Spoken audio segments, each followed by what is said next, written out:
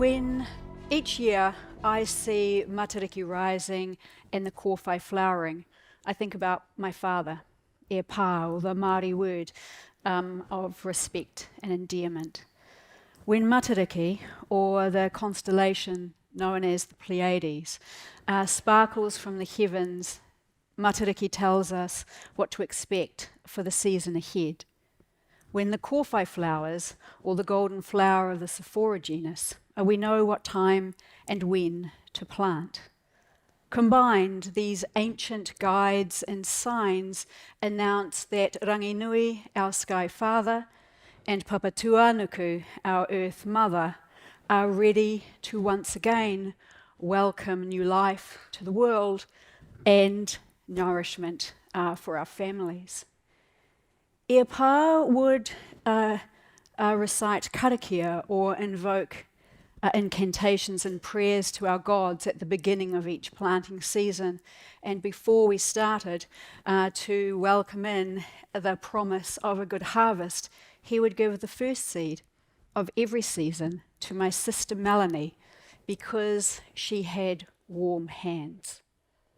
And then what we'd do is we would plough the land and we'd plant our crops and our orchards, and we would then, when the time was right, harvest. We would come together and work hard and celebrate. And it was a whānau or a family affair because everyone who worked on our farms and on our properties were family, were our grandparents, our uncles, aunts, our cousins, brothers and sisters, mums and dads. And we would gather and harvest our kai, and we would rest the land for the season ahead. And we would also then prepare the kai, and we would share it with the family, our families on the farm, and with the families in the valley, because that's what we would do. This tradition, this ancient knowledge system of preparing food, harvesting food, and then exchanging it was handed to e pā by his parents and grandparents and their parents and grandparents as well.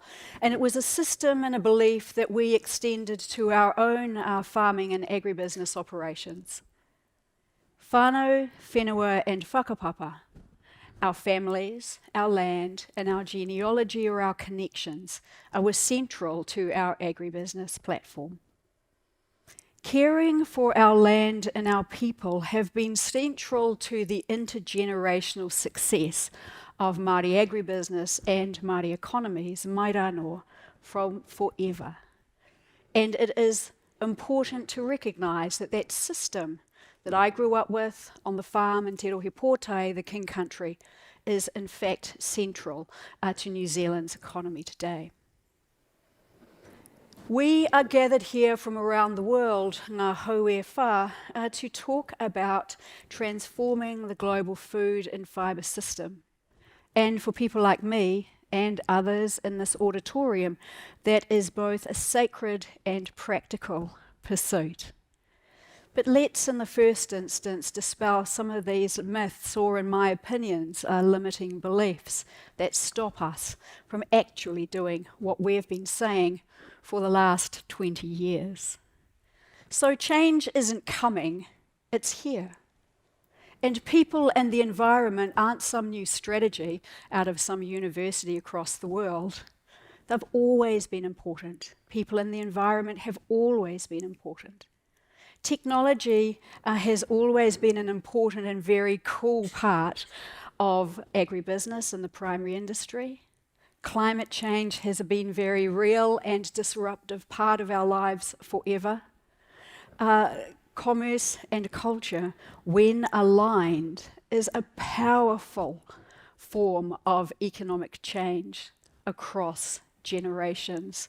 And last and not least, and you're going to expect it from me because I'm Indigenous people and Indigenous knowledge, systems and values have been part of agribusiness for almost as long as this magnificent planet has been circling the sun. And that's kind of what I want to talk to you about today. In 2019, the then Associate Minister for Trade and Export Growth, the Honourable Nanaia Mahuta, launched Aotearoa ki te ao, which is basically Aotearoa to the world. It was the first time, I think, that a government had committed to and agreed that Indigenous trade was important for Aotearoa.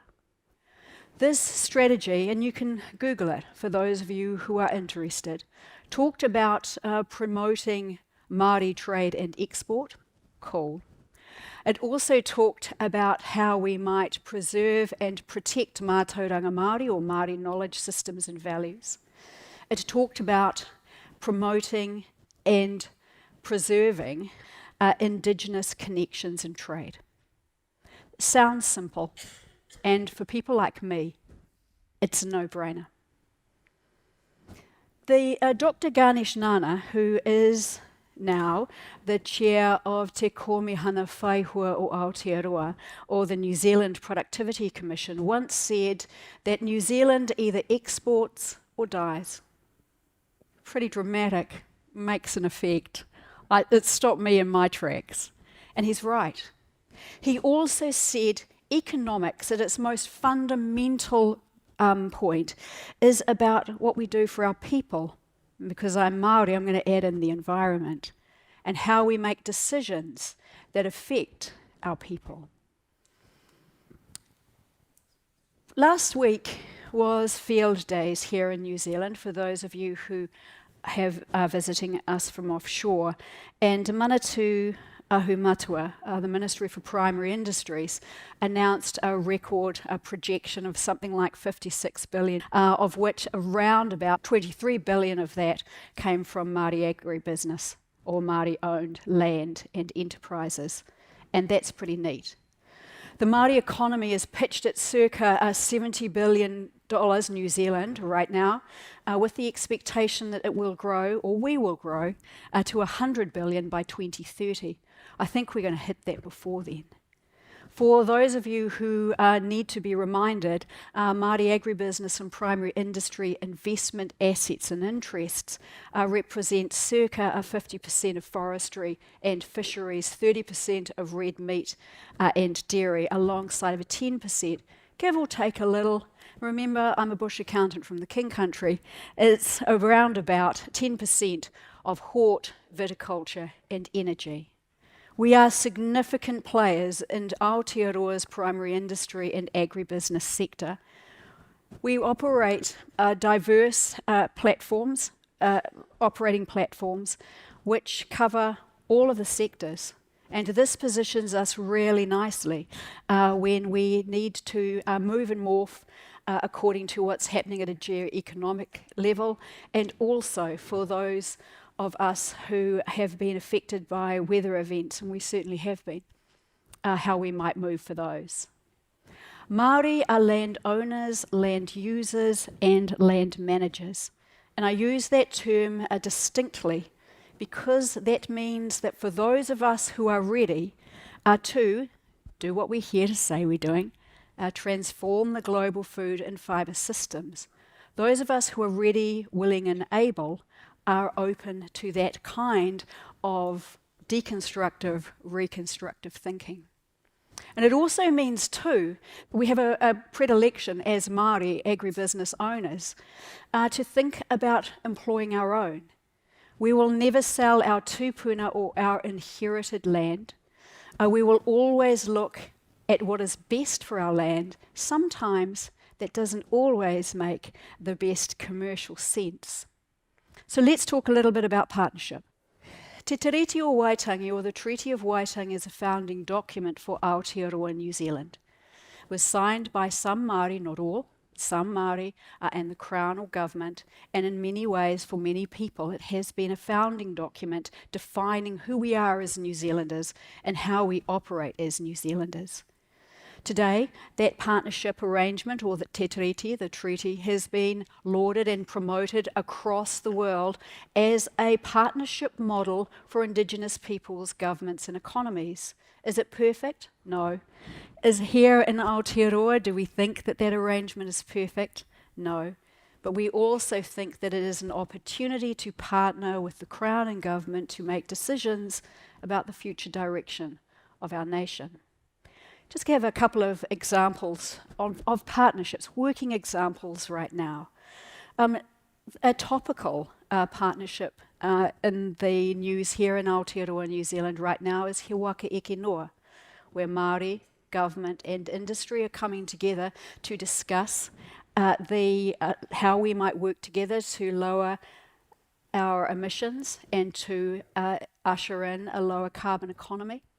Has that been perfect? No. Has the partnership made a commitment to working together, to better understanding one another, to understanding what our priorities are? Yeah, we have. Is it a work in progress? Absolutely. As a member of He Waka Eke Noa, as the chair of the FOMA, the Federation of Māori Authorities, I recognise that staying at the table with government and industry, although not always easy, is the best chance that we might have as an industry and as a country and as a nation in the world to achieve what we're talking about here, transforming our global food and fibre systems. I also wanted to talk to you about another innovative approach to partnership, which is led out by Manatu Ahumatua, or the Ministry for Primary Industries here in New Zealand. Ray Smith, the Chief Executive or Director General of MPI, has established a Māori group of agri-leaders called Ngā Pou Whiro Taimatua. I co-chair that with Ray, and we there are looking at a systems change approach that enables and supports Māori agribusiness to grow as an important part of Aotearoa's trade and export framework. Again, has it been tough? Yeah. Have we taken time to better understand one another? Yes. Are we getting there? Yeah, I think we are. For my part, as the chair of FOMA, as the chair of Ngā Pou Whiro Taimatua, what I recognise is that the change will happen because people like us step into that change. Because people like us who make decisions every day that change the face of nations, businesses or communities might make better decisions, might start to think about decisions that really put people and place at the centre of our decisions, that we might create strategies together, Māori, government and industry, or Indigenous and Indigenous, to ensure that we might achieve that. Is it easy? No. But for those of us who are courageous and curious and imaginative and who want better for our mokapuna's mokapuna, for our grandchildren's grandchildren, we're up for that change. Finally, I want to talk about the importance of how individual leaders can make change from very small steps. FOMA, the Federation of Māori Authorities, was established in the 80s, around 40 years ago, because Māori leaders at the time and political leaders or government leaders at the time saw that Māori and government needed to come together to work together for change. And over that time, we have been able to work with government and more recently industry to achieve those changes. We've been able to influence policy, legislation, regulations, all with the idea of improving the quality of life for our people. FOMA was established to foster and promote the advancement and sound management of Māori authorities, with the idea that we would contribute to a burgeoning and growing Māori economy, which we've been able to achieve today.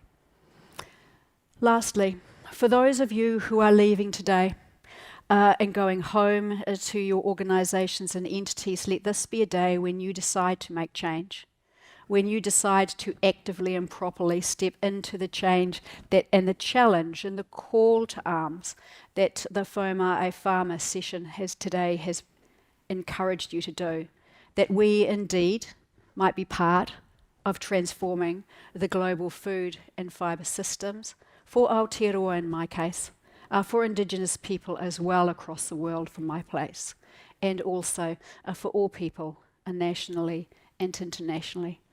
Kia ora no tātou.